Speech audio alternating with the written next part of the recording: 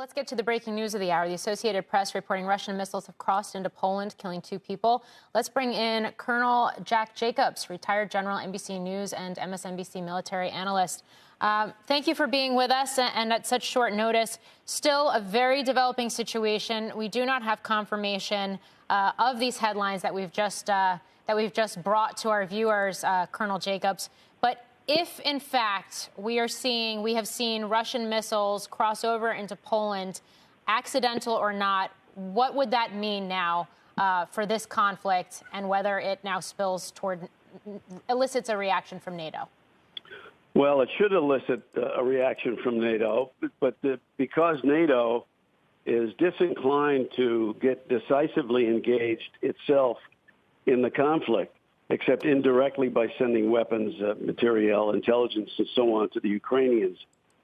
The great likelihood is that there will be some strong protest, a denial from Russia, and then NATO will put some more economic sanctions on selected individuals and entities inside Russia.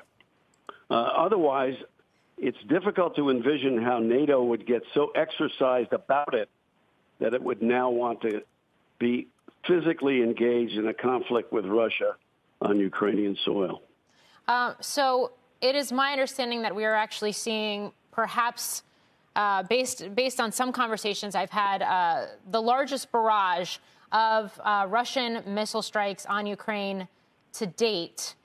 What does that signal about where we are at in this conflict more broadly right now, as we've seen Ukrainians retake Kherson just last week? Well, it's very interesting you should mention that, because it tells a great deal about what the capabilities of the Russian military establishment, what their capabilities are. We saw the Russian forces not be able to organize themselves, use their various capabilities on the ground and in the air in order to overwhelm the Ukrainians. And then ultimately, after concentrating more on the east and subsequently the south and not doing very well there, ultimately withdrawing to the other side of the river. The Russian capability is not focused on ground troops, which they obviously cannot employ to any great success.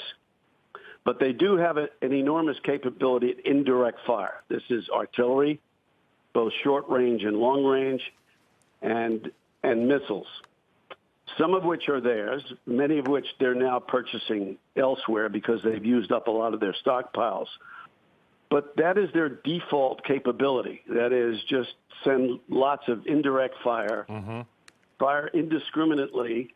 Sometimes they're precision guided at specific targets, but by and large, using it as a terror weapon in order to bring the Ukrainians and, in an ancillary way, NATO to heel. And that's what they'll continue to do, because they can't do it on the ground. Colonel, if we do get again, and I want to be clear with our audience, okay, we know that Poland has said they're convening an emergency national security meeting.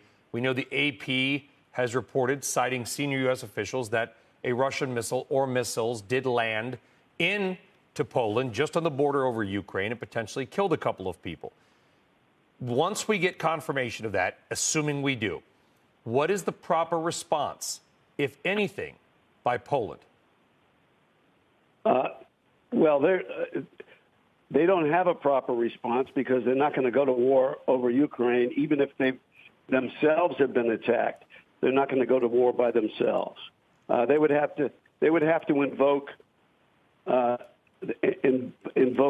Section 5 and bring all of NATO into the conflict, and all of NATO is probably not interested in doing that. And thus the result, that probably the most likely event is that there'll be more sanctions, not that NATO is going to get involved physically in the battle, even though Poland itself was attacked. They'll attempt to get all of NATO involved, but there'll be a lot of resistance, particularly from Germany, France, Italy, and particularly the United States.